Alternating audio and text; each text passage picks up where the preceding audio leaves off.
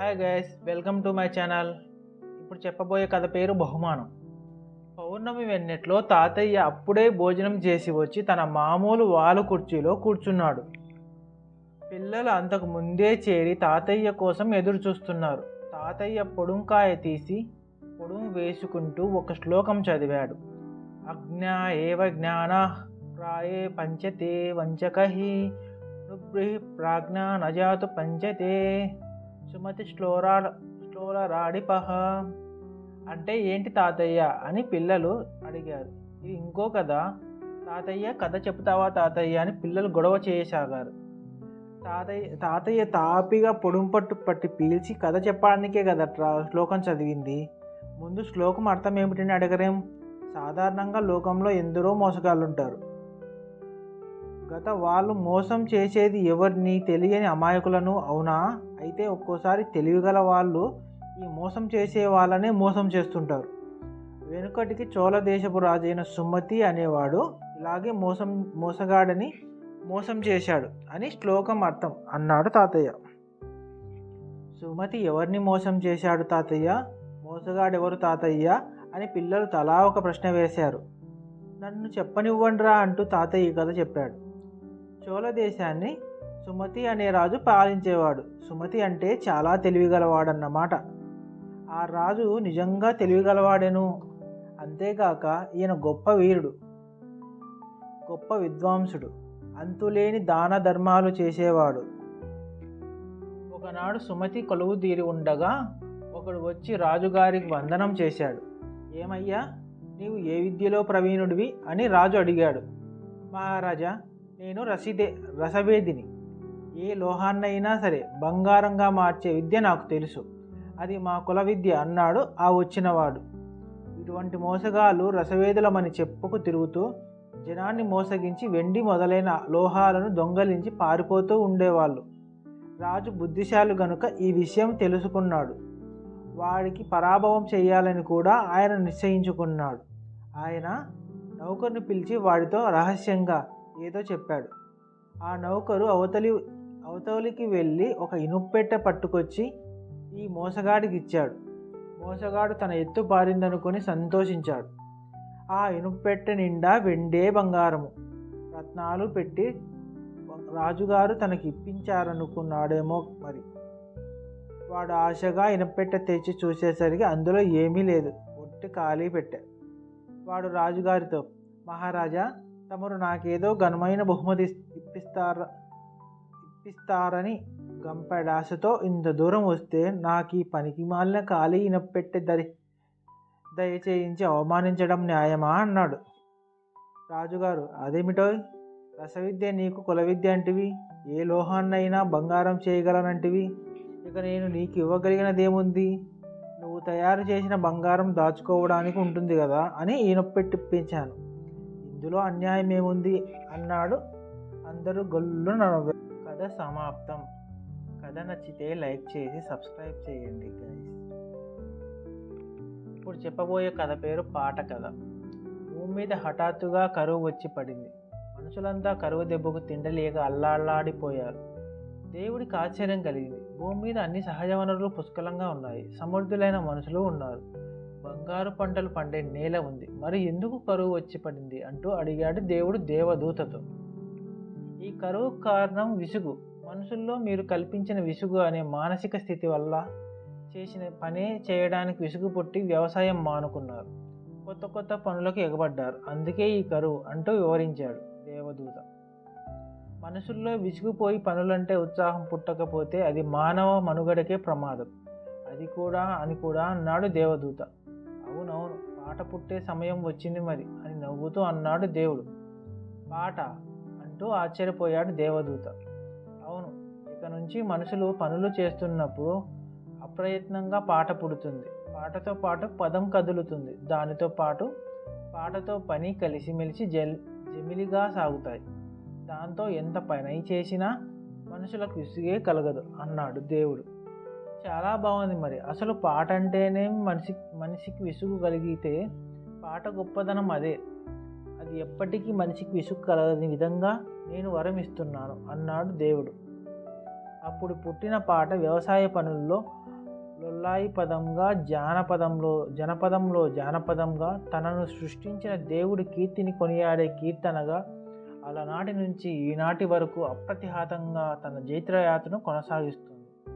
పాటకి పదానికి దేవుడు పెట్టిన అవినాభావ సంబంధం వల్లే పాటతో పాటు వేల ఏళ్ళుగా మన పెద్దల కాళ్ళు కదలం వల్లే ఇప్పటికి కూడా పాట వినగానే అప్రయత్నంగా మన పాదం కదులుతుంది, తాళం వేస్తుంది. కథ సమాప్తం. కథ నచ్చితే లైక్ చేయండి, సబ్స్క్రైబ్ చేయండి. ఇప్పుడు చెప్పబోయే కథ పేరు కెరటాల కరణం. బ్రిటిష్ గవర్నమెంట్ అధికారంలోకి వచ్చిన కొత్తల్లో కెరటాల ఆగ్రహంలో కామశాస్త్రి కరణీయం చేసేవాడు. సామాన్యుడు కాదు, యోధుడు. లంచాలు దారుణంగా పుచ్చుకునేవాడు. వాళ్ళు వీళ్ళు అనే తారతమ్యం లేకుండా పుచ్చుకునేవాడు. ఆ గ్రామంలో ఒక కలెక్టర్కు భూమి ఉంది. ఆ భూమికి శిస్తు కట్టడానికి డబ్బు పంపించారు. పట్టా మామూలు ఇవ్వందే శిస్తు జమ కట్టుకోనని తిప్పి పంపించేశాడు కరణం. కలెక్టర్ దొరవారు ఎన్ని ప్రయత్నాలు చేసినా లాభం లేకపోయింది. ఇదే సమయంలో గ్రామంలోని మంది ఈ కరణం గారు లంచాలు పుచ్చుకుంటున్నారు, వీరి బాధ భరించలేకున్నాం అని పిటిషన్ పెట్టుకున్నారు. పిటిషన్ రెవెన్యూ బోర్డుకు పైవారికి వెళ్ళింది. ఒక కాపీ లండన్లోని ప్రివీ కౌన్సిల్కు కూడా పంపారు. ఇటువంటి వాడి వల్ల ముప్పు వస్తుందని కరణం గారికి ఏమి శిక్ష విధించాలో ఆలోచించడానికి ఒక కమిటీ వేశారు. 1 సంవత్సరం పాటు మహాసముద్రం మీద ఒక లంకలో వదిలిపెట్టి సంవత్సరానికి కావలసిన గ్రాసము సామాన్లు ఇచ్చేట్లు నిర్ణయం జరిగింది. ఈ ఉత్తర్వు ఇండియా గవర్నమెంట్కు చేరుగానే కరణం గారికి తాకీదు వచ్చింది. కావలసిన సామాగ్రి కోసం దరఖాస్తు పెట్టుకోమన్నారు. కరణం గారు ఇతర సామాన్లతో పాటు 10 రీముల కాగితాలు, సిరాబుడ్లు, కలాలు, పెన్సిళ్ళు కావాలని దరఖాస్తు పెట్టుకున్నాడు. ఈ జాబితా చూసి కరణం రామకోటి రాసుకుంటాడు కాబోలనుకొని అధికారులు అన్నీ ఇప్పించి స్టీమర్ ఎక్కించి పంపించారు. కరణం గారు లంక చేరి తెల్ల కాగితాలన్నీ పుస్తకాలు కుట్టి గళ్ళు గీసుకొని వాత మొదలుపెట్టాడు. 10 కెరటాలు ఒడ్డుకు వచ్చినవి. అందులో 8 కెరటాలు తిరిగిపోయినవి, బకాయి 2 కెరటాలు. ఈ విధంగా తనకు ఇష్టం వచ్చినట్లు వాసుకుపోతున్నాడు. పుస్తకాలు నిండిపోతున్నాయి. ఇంతలోనే ఈస్ట్ ఇండియా కంపెనీ వారి వర్తకపు ఓడ ఆ లంకకు వచ్చింది. కరణం గారు దాన్ని ఆపు చేసి 100 రూపాయలకు చిత్తు రసీదు రాసి సొమ్ము తెమ్మని అడిగాడు. స్టీమర్లో ఉండే దొర ఈ రసీదేమిటి, నువ్వెవరు అని అడిగాడు. సొమ్ము చెల్లించనిదే స్టీమరు రేవులోంచి కదలడానికి వీల్లేదు. నేను కెరటాల కరణాన్ని, ఇవిగో నా రికార్డు పుస్తకాలు అన్నాడు కరణం గారు. దొర 100 రూపాయలు ఇచ్చి రసీదు వెనక ఇంగ్లీష్లో కెరటాల కరణానికి ఇచ్చిన సుంకం అని రాసుకున్నాడు. అది మొదలు కరణం అటుగా వచ్చిన ప్రతి ఓడ నుంచి ఖచ్చితంగా 100 రూపాయలు వసూలు చేశాడు. ఆయన ఇచ్చిన రసీదులన్నీ ఇంగ్లాండ్లో హెడ్ ఆఫీస్కు చేరాయి. అక్కడ ఆడిటర్లు అన్నీ చిత్తు రసీదులే ఉన్నాయి, అచ్చు రసీదులు పంపకపోతే లెక్కలు తేలవని ఇండియాకు ఘాటుగా ఉత్తరం రాశారు. ఈ ఉత్తరం ఇండియా గవర్నమెంట్ నుంచి గవర్నర్కు, రెవెన్యూ బోర్డుకు వెళ్ళి చివరకు జిల్లా కలెక్టర్ వద్దకు చేరింది. తీరా విచారిస్తే చిత్తు రసీదులు ఇచ్చిన వాడు శిక్ష అనుభవిస్తున్న కెరటాల కరణం కామశాస్త్రి అని తేలింది. ఇంత సమర్థుడైన వాడికి శిక్ష అనవసరమని, కరణాల మామూలు లంచాలు కావని ప్రభుత్వం నిర్ణయించి కామశాస్త్రి శిక్ష రద్దు చేసింది. కథ సమాప్తం. కథ నచ్చితే లైక్ చేసి సబ్స్క్రైబ్ చేయండి. పనికిరాని ప్రఖ్యాతి. కళింగ దేశపు రాజు అపర దానకర్ణుడు, నిరంతరం అన్నదాన ప్రదాత. రోజు వేలాది బీద జనాలకి అన్నదానము, బ్రాహ్మణులకు సువర్ణదానము చేస్తుండేవాడు. మహాదాతగా ఆయన కీర్తి దేశ దేశాలా పాకింది. కళింగ రాజుకు ఒక కుమార్తె ఉన్నది. ఆమెకు యుక్త వయసు వచ్చింది. తగిన వరుడు కోసం అన్వేషిస్తుండగా కాంబోజరాజు కొడుకు కళింగరాజు కుమార్తెకు అన్ని విధాలా తగినవాడని తెలిసింది. కళింగరాజు కాంబోజరాజు వద్దకు దూతలను పంపాడు. వాళ్ళు వెళ్ళి కాంబోజరాజుతో, మా మహారాజు గారి ఖ్యాతి అందరికీ తెలిసినదే. ఆయన లక్షలాది పేద సాధలకు, బ్రాహ్మణులకు నిత్యము దాన ధర్మాలు చేస్తూ ఉంటారు. వారి కుమార్తెను తమ కుమారుడికి చేసుకుంటే ఎంతైనా బాగుంటుంది అన్నారు. మీ దేశం నిండా పేదవాళ్లే ఉన్నట్లు కనపడుతుంది. అలాంటి పేద దేశంతో మేము సంబంధం చేసుకోము అన్నాడు కాంబోజరాజు. కథ సమాప్తం. చెప్పబోయే కథ పేరు ఏది గొప్ప. ఒక సత్రంలో 3 ఉద్దండ పిడుగులు కలిశారు. వారిలో ఒక వ్యక్తి హస్తవాసి కలిగిన వైద్యుడు, రెండవ వ్యక్తి మహాపండితుడు, మూడవ వ్యక్తి అత్యంత ధనికుడు. ముగ్గురు తమ గొప్పల్ని గురించి వాదించుకోసాగారు. డబ్బులోనే లోకం ఉంది, డబ్బు చెప్పినట్లే లోకం ఆడుతుంది అన్నాడు ధనికుడు. పొరపాటు. అసలు మనిషి బ్రతికి ఉంటే కదా అన్ని సుఖాలు అనుభవించేది. మనిషి ప్రాణం నిలిపే మా వైద్యం గొప్ప, చెప్పాడు వైద్యుడు. నూరేళ్లు బతికినా చేతి నిండా డబ్బున్నా విద్య లేనివాడు పశువుతో సమానుడు అని చెప్పాడు పండితుడు. వాదనంతా విన్న సత్రపు యజమాని, మీ వాదన మాటలతో తేలేది కాదు, ఏదైనా పరీక్ష పెట్టుకొని ఎవరు గొప్పవారు తేల్చుకోండి అని సలహా ఇచ్చాడు. ముగ్గురు అందుకు అంగీకరించి ఊర్లోకి బయలుదేరారు. ఆ సత్రంలోనే ఒక మూలగా పడుకుని ఉన్న 10 ఏళ్ల కుర్రాడు వాళ్ళ వద్దకు వచ్చి, అయ్యా, నాకు 2 రోజుల నుండి తిండి లేదు, అనాథను, నన్ను మీ వెంట తీసుకుపోండి, ఏ పనికైనా సహాయంగా ఉంటాను అన్నాడు. వాడి ముఖం చూడగానే జాలి కలిగి వాడిని కూడా తమ వెంట తీసుకువెళ్ళారు. గ్రామం మొదట్లోనే ఒక పాత భవంతి కనబడింది. ఆ ఇంట్లో అడుగు పెట్టగానే లోపల నుండి ఆగకుండా దగ్గుతున్న కంఠం వినబడింది. నలుగురు ఆ మూల గదికేసి వెళ్ళారు. ఒక ముసలి తాత పడుకొని ఉన్నాడు. ఏం తాత, ఇంట్లో ఎవరూ లేరా అని అడిగాడు కుర్రవాడు. వృద్ధుడు నిట్టార్చి, అవును బాబు, ఎవరూ లేరు, నేను ఏకాకిని అన్నాడు. వైద్యుడు వృద్ధుడి నాడి పట్టుకొని చూశాడు. మంచి మందులు వాడితే త్వరలోనే కోలుకోవచ్చు అన్నాడు. ఈలోగా ఇద్దరు ఇల్లు చుట్టూ చూసి వచ్చారు. ఒకప్పుడు బాగా బ్రతికిన ఇల్లులా ఉంది అనుకున్నారు. ఒకప్పుడు బాగా బ్రతికి ఉండిన వాడే, కానీ అవసాన దశలో దరిద్రం పట్టుకొని పీడిస్తుంది. ఇప్పుడు కష్టాలు పడుతున్నాడు అన్నాడు ధనికుడు. ముసలాయనకు విద్య తెలిసినట్లు లేదు. తెలిసి ఉంటే ఇల్లు ఇలా చిన్నబోయేది కాదు, విద్యావంతులైన మిత్రులతో కలకల్లాడుతూ ఉండేది అనుకున్నాడు పండితుడు. ఇలా ఆలోచిస్తున్న ముగ్గురికి ఒకే విధమైన ఆలోచన కలిగింది. ఆ వృద్ధుడి ద్వారానే తమ ఆధిక్యత నిరూపించుకోవాలనుకున్నారు. వాళ్ళు తమ కోరికను బయట పెట్టేసరికి అందుకు ముసలాయన సంతోషంగా ఒప్పుకున్నాడు. మర్నాటి నుంచి వైద్యుడు తన వైద్యం మొదలుపెట్టాడు. ముసలాయనకు పూటకు ఒక మోతాదు ఇస్తూ ఏవేవో మందులు తాగిస్తూ వచ్చాడు. 3 రోజుల్లో వృద్ధుని మామూలు మనిషిని చేయాలని పట్టుదలతో ఉన్నాడు. అలాగే ధనికుడు ఫలాలు, పలహారాలు తెచ్చి ఇస్తూ పంచభక్ష పరమాణాలు వండి పెట్టడానికి నౌకర్ని ఏర్పాటు చేశారు. పండితుడు ఇద్దరికీ ఏమాత్రం తీసిపోకుండా రోజంతా వృద్ధుడినే అంటి పెట్టుకొని ఉంటూ అతడికి పురాణాలు వినిపిస్తూ, ఏవేవో కథలు వినిపిస్తూ అతడు త్వరగా కోలుకోవాలని ఆశపడసాగాడు పండితుడు. వీరి వెంట వచ్చిన కుర్రవాడు మాత్రం ముసలాయనకు తొలి రోజే బాగా చేరువయ్యాడు. ఆప్యాయంగా ఉంటూ కంటికి రెప్పలా సేవలు చేస్తూ వచ్చాడు. అందరూ ఊహించినట్లే ముసలాయన త్వరగానే కోరుకున్నాడు. దాంతో ఆ ముగ్గురు వృద్ధుడు తేరుకున్నది మా వల్లనంటే మా వల్లేనని కీచులాడుకోవడం ప్రారంభించారు. అంతా విన్న వృద్ధుడు వాళ్ళను చూస్తూ పకపకా నవ్వాడు. మీలో ఏ ఒక్కరి వల్ల నాకు నయం కాలేదు.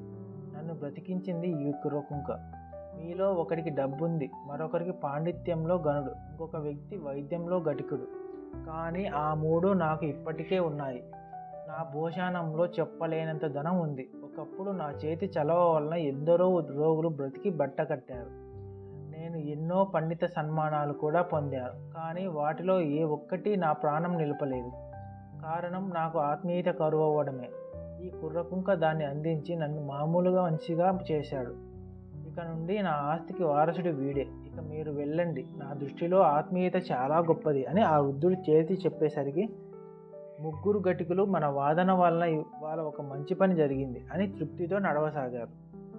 కథ సమాప్తం. కథ నచ్చితే లైక్ చేసి సబ్స్క్రైబ్ చేయండి గైస్. ఇప్పుడు చదవబోయే కథ పేరు ఆచరణ. పేరిపాలెం రామాలయంలో పురాణాలు ప్రవచనాలు చెబుతూ చుట్టుపక్కల 15 గ్రామాల వాసుల చేత మన్ననలు అందుకునే భద్రపాదుడు నది ఒడ్డున శిష్యులతో స్నానం చేస్తుండగా పెద్ద అల వచ్చి అతడిని లోనికి లాక్కుపోయింది.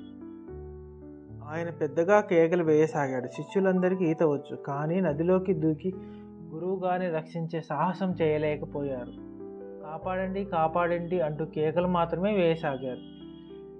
ఆ దారిన పోతున్న జాలరి మంగయ్య భద్రపాదుడి అవస్థ చూసి మరేం ఆలోచించకుండా ప్రాణాలకు తెగించి నదిలోకి దూకి అతి కష్టం మీద ఆయన్ను పడేశాడు. శిష్యులంతా మంగయ్యను చుట్టుముట్టి, నువ్వు కాపాడే ఎంత గొప్ప వ్యక్తినో తెలుసా అంటూ గురువుగారి గొప్పతనం గురించి ఏకరువు పెట్టసాగారు. తేరుకున్న భద్రపాదుడు శిష్యుల్ని వారించి మంగయ్య గురించి అన్ని వివరాలు అడిగి తెలుసుకొని, ఇక్కడ తన గొప్పతనం ఇతరులు తెలుసుకోవాల్సిన వ్యక్తి ఎవరైనా ఉన్నారు అంటే అది మంగయ్య గారే. ఎందుకంటే 1000 ధర్మ సూక్ష్మాలు తెలిసిన వాడి కంటే తనకు తోచిన ఒక్క ఆపద్ధర్మాన్ని ఆచరించిన వ్యక్తే గనుడు అంటూ మంగయ్యకేసి చేతులు జోడించాడు. అది అర్థమైన శిష్యులు గురువును కాపాడటానికి సాహసించని తమ ఆచరణ లోపత్వాన్ని సిగ్గుతో తలదించుకున్నారు.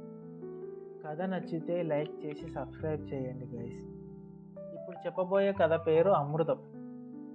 సిద్దంపల్లె జమీందారు గారికి అదే ఊళ్ళో తమ పొలానికి దగ్గరగా పాకలో నివసించే రైతుకు ఒక్కసారే పుత్ర సంతానం కలిగింది. 5 ఏళ్ళు గడిచాయి. జమీందారు కొడుకు ఎంత ఖరీదైన ఆహారం తింటున్నా ఎందుకో చాలా బలహీనంగా ఉండేవాడు. ఎప్పుడూ చిరాకుగా ఉండేవాడు. ఆటపాటల పట్ల అతడికి ఏమాత్రం ఆసక్తి ఉండేది కాదు. ఏదైనా వ్యాధి ఉందేమోనని వైద్యుడి చేత పరీక్షలు చేయించి రక్తహీనత తప్ప ఏ వ్యాధి లేదని నిర్ధారించుకున్నాడు జమీందారు. బలానికి మందులు రాయించి నా పిల్లవాడు బలహీనంగానే ఉన్నాడు. ఒకరోజు జమీందారు తన కొడుకు తీసుకుని పొలాల వైపు వాహ్యానికి వెళ్ళాడు. అక్కడ రైతు తన కొడుకుతో ఆనందంగా పాడుకుంటూ ఉండగా చూశాడు ఆయన. ఆ పిల్లవాడు ఎంతో ఆరోగ్యంగా ఉన్నాడు, ఉత్సాహంగా ఉన్నాడు.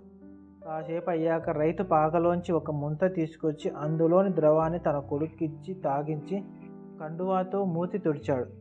ఏమిటది? కుతూహలంగా అడిగాడు జమీందారు గారు. రైతు నవ్వేసి తాతల నాటి అమృతం అన్నాడు. రోజు గడుస్తున్న కొద్దీ జమీందారు తన కొడుకు అలాగే బలహీనంగానే ఉండటం, రైతు కొడుకు మాత్రం రోజు రోజుకి మరింత హుషారుగా తయారవడం గమనించి ఉండబట్టలేక రైతును అడిగేశాడు. ఆ అమృతం మావాడికి కూడా రోజు ఇవ్వకూడదా? ఎంత ఖరీదైనా చెల్లిస్తాను, సరేనా అన్నాడు. ఖరీదుకేం కానీ తమ బోటి పెద్దలకి మా అమృతం నచ్చదేమో బాబు, సందేహించాడు రైతు. తప్పకుండా నచ్చుతుంది, నాకు నా బిడ్డ ఆరోగ్యం ఆనందం ముఖ్యం అన్నాడు జమీందారు. అయితే లోపలికి రండి బాబయ్య, మా అమృతం ఎలా తయారు చేస్తామో చూపిస్తాను అని జమీందారుని లోపలికి తీసుకెళ్ళాడు. రైతు లోపల పొయ్యి మీద కుండలో కుతకుత ఉడుకుతున్న రాగి అంబలిని చూపిస్తూ, అయ్యా, తాతల నాటి నుంచి మేం తాగే పేదవాడి అమృతం ఇదే. ఎదిగే పిల్లలకు, ఎదిగిన వారికి కూడా ఈ చోడి అంబలం ఒంటికి రక్తాన్ని పట్టించి మంచి బలాన్నిస్తుంది. మరి చిన్నదొర వారికి ఇది నచ్చుతుందో లేదో చూడండి అన్నాడు వినయంగా రైతు. కానీ అప్పటికే రైతు కొడుకు తనతో ఆడుకుంటున్న జమీందారు కొడుక్కి తండ్రి అంత క్రితమే తనకిచ్చిన అంబలిని ఇంకో ముంతలో పోసి అందించాడు. ఇంట్లో ఖరీదైన ఆహారాన్ని తినేందుకు పేచీలు పెట్టే జమీందారు కొడుకు చిత్రంగా ఆ అంబలిని మహానందంతో తాగడం చూసి విస్తుపోయాడు జమీందారు. నెల రోజులు గడిచేసరికి జమీందారు కొడుకు కూడా రైతు కొడుకులాగే ఉత్సాహంగా ఎదగడం చూసి, ఔరా, ఏమి ఈ అమృతం మహిమ అనుకున్న జమీందారు తన పొలంలో కూడా రాగుల పంట వేయించాడు. కథ సమాప్తం. కథ నచ్చితే లైక్ చేసి సబ్స్క్రైబ్ చేయండి గైస్. గీతాల కథ అమృతవర్షిణి. పట్టు వదలని విక్రమార్కుడు చెట్టు వద్దకు తిరిగి వెళ్ళి చెట్టుపై నుంచి శవాన్ని దించి ఎప్పట్లాగే మౌనంగా శ్మశానం కేసి నడవసాగాడు. అప్పుడు శవంలోని బేతాళుడు, రాజా, అపాయం ఉన్నప్పుడు రక్షించిన వారి పట్ల కృతజ్ఞత ఎవరికైనా విద్యుక్త ధర్మమే. కానీ అమృతవర్షిణి అనే అవంతి రాకుమారి తనని కాపాడిన వ్యక్తి పట్ల కృతజ్ఞత చూపక అహంభావంతో స్వార్థ ప్రయోజనానికే ప్రాధాన్యతనిచ్చింది. శ్రమ తెలియకుండా ఉండేందుకు నీ కథ చెబుతాను విను అంటూ ఇలా చెప్పసాగాడు. అవంతి రాజ్యంలో జింకలమిట్ట అనే గ్రామంలో ఉండే ప్రదీపుడు అనే యువకుడు ధైర్య సాహసాలు కలవాడు. గుర్రపు స్వారీలోనూ యుద్ధ విద్యలలోనూ ఆరితేరినవాడు. అవంతీప్సు సైన్యంలో ఉపదళపతిగా ఉండి వైభవంగా జీవించిన తన ముత్తాతలాగా తాను కూడా సైన్యంలో చేరి ఎదగాలని ప్రదీపుడు ఉపలాట పడేవాడు.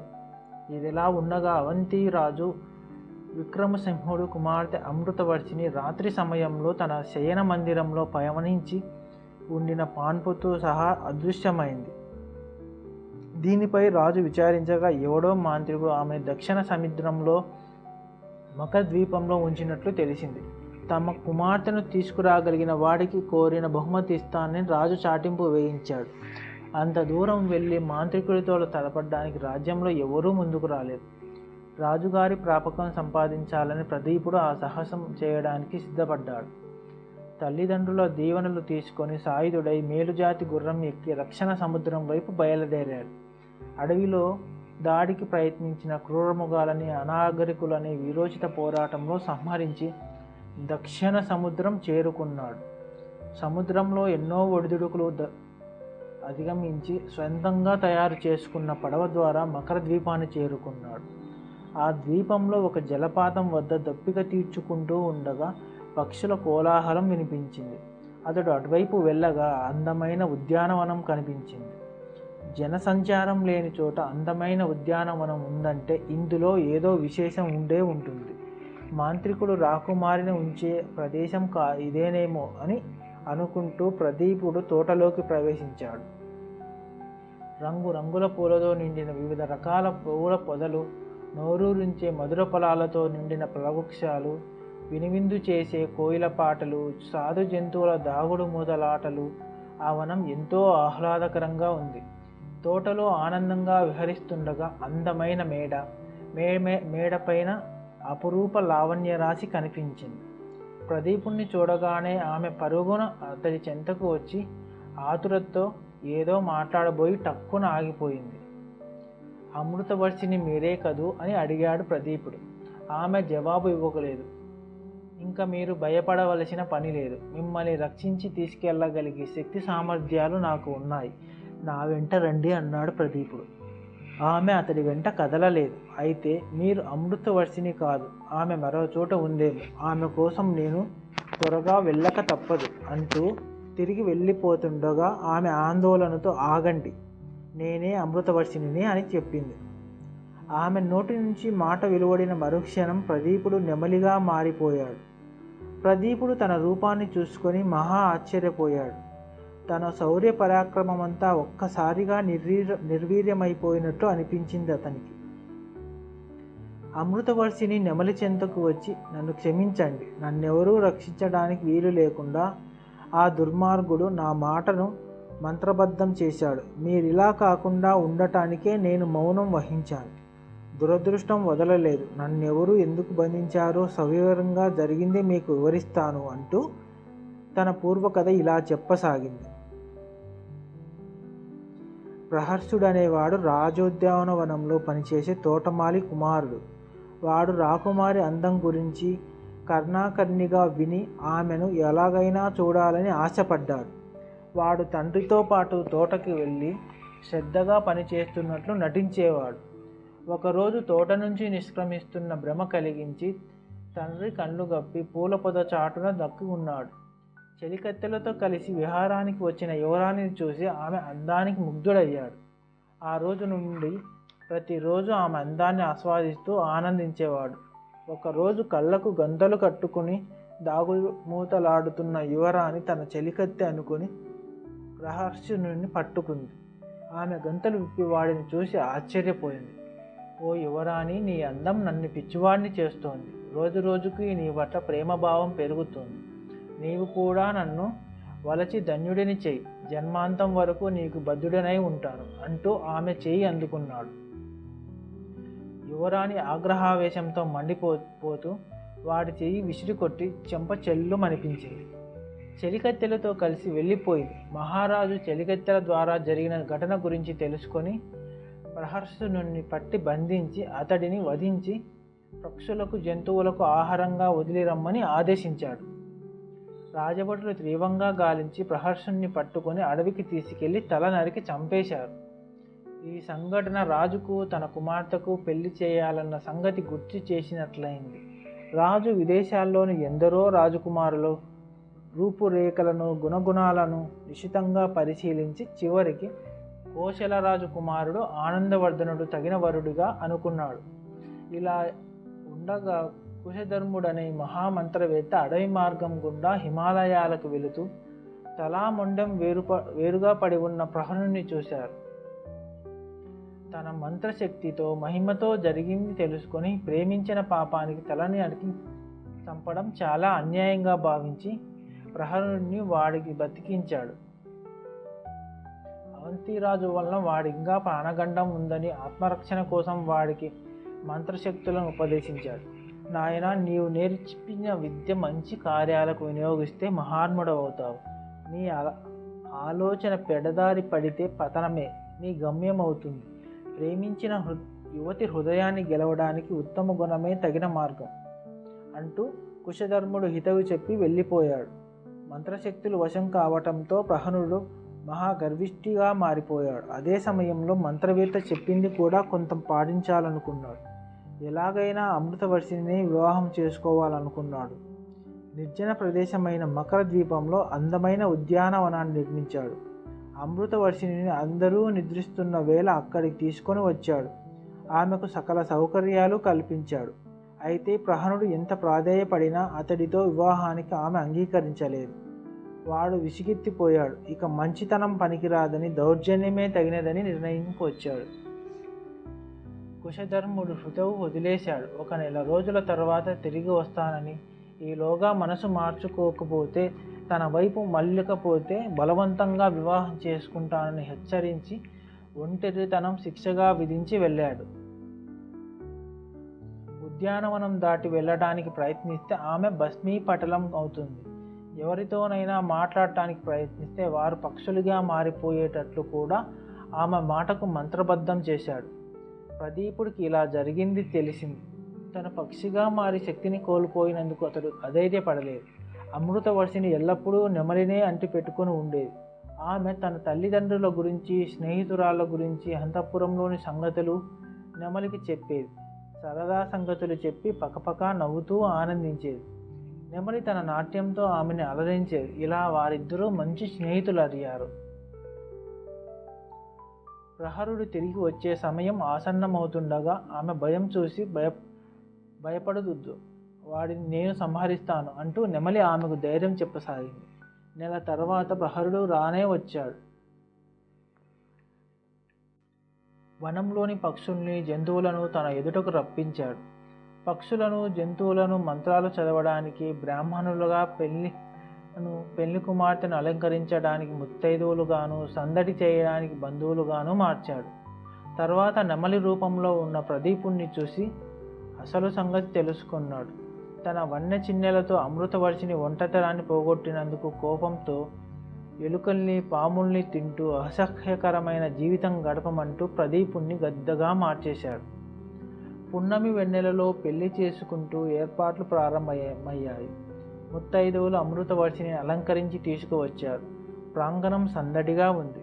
తాళి కట్టే సమయం ఆసన్నం కావడానికి ఎంతో సమయం లేదు. గద్ద రూపంలో ఉన్న ప్రదీపుడు తీవ్రంగా ఆలోచిస్తూ ఆకాశంలో చక్కర్లు కొడుతున్నాడు. తోటలో ఒక మూలగా ఉన్న పుట్టలోని ఒక సర్పం బయటకు వచ్చింది. దాన్ని చూడగానే ప్రదీపుడికి మెరుపులాంటి ఆలోచన వచ్చింది. గద్ద విషసర్పాన్ని కాళ్ళతో తన్నుకొని వచ్చి ప్రహరుని మెడలో వేసింది. విషసర్పం అతడి మెడను బంధించి బలంగా కాటు వేయడంతో ప్రహరుడు కణాలలో నురగలు కక్కుకుంటూ మరణించాడు. ప్రహరుడి మరణంతో మంత్ర ప్రభావం తొలగిపోయి అచ్చట సాధారణ పరిస్థితులు ఏర్పడ్డాయి. అమృతవర్షిని, ప్రదీపుడు అవంతిపు రాజ్యానికి చేరుకున్నారు. విక్రమసింహుడు ప్రదీపుడి ధైర్య సాహసాలు మెచ్చుకున్నారు. తర్వాత రాజు తన కుమార్తెతో తల్లి కొంతకాలం సన్నిహితంగా, స్నేహంగా మెలిగినందువల్ల నీవు ప్రదీపుణ్ణి ప్రేమిస్తున్నావేమో నాకు తెలియదు. నీవు కోరితే అతనితో నీ వివాహం జరిపిస్తాను అన్నాడు. రాకుమారైన నాకు ఒక సామాన్యుడైన ప్రదీపుడు సమబుద్ధి కాదు. నేను అతడిని ప్రేమించలేదు. కోసల రాజకుమారుడు ఆనందవర్ధునితో వివాహం జరిపించండి. ప్రదీపునికి సైన్యంలో మంచి పదవి ఇవ్వండి అన్నది అమృతవర్షిని. రాజు మెచ్చుకుని ఆ విధంగానే చేశాడు. బేతాళుడు ఈ కథ చెప్పి, రాజా, అమృతవర్షిని నిర్ణయం అహంకారపూరితమైనదిగా నాకు అనిపిస్తోంది. ఆమె తనను కాపాడిన వారికి పట్ల కృతజ్ఞత లేని దానిగా చరిత్రలో నిలిచిపోతుందనటంలో ఎటువంటి సందేహం లేదు. తనకు బాగా పరిచయం ఉండి గుణగుణాలు తెలిసిన ప్రదీపుణ్ణి విస్మరించి ఏమాత్రం పరిచయం లేని ఆనందవర్ధనుడిని వివాహం చేసుకోవడంలో అర్థం ఏమిటి? ఏ కోశాన సహాయం అనేది లభ్యం కానిది. నిర్జన ద్వీపంలో ఉన్న యువరాణి తననే వెతుకుతూ వచ్చి అష్ట కష్టాల పాలై చివరకు తన ప్రయత్నం ద్వారానే ఆమెను మాంత్రికుడి బారి నుండి తప్పించిన ప్రహనుడిని అంత తేలిక భావంతో చూడటానికి కారణమేమిటి? ఈ ప్రశ్నకు సమాధానం తెలిసి చెప్పకపోయావో నీ తల 1000 ముక్కలవుతుంది అన్నాడు. దానికి విక్రమార్కుడు, కయ్యానికైనా వియ్యానికైనా సమబుజ్జీలు అయితేనే రాణిస్తుంది. యుక్త వయసులోని ప్రేమ తాత్కాలిక ఆకర్షణే. కాలం గడిచే కొద్దీ ఆకర్షణతో పాటు ప్రేమ కూడా అంతరించిపోతుంది. అందువల్లే ఆమెకు ప్రేమపై నమ్మకం కలగలేదు. పెద్దలు పిల్లల భవిష్యత్తును దృష్టిలో ఉంచుకొని తగిన భాగస్వామిని నిర్ణయిస్తారని తెలివిగా ఆలోచించి తన భవిష్యత్తుకు బంగారు బాటలు వేసుకుంది అని అన్నాడు. రాజుకి ఈ విధంగా మౌనభంగం కలగగానే బేతాళుడు శవంతో సహా మాయమై తిరుగు చెట్టెక్కాడు. కథ సమాప్తం. కథ నచ్చితే లైక్ చేయండి, సబ్స్క్రైబ్ చేయండి.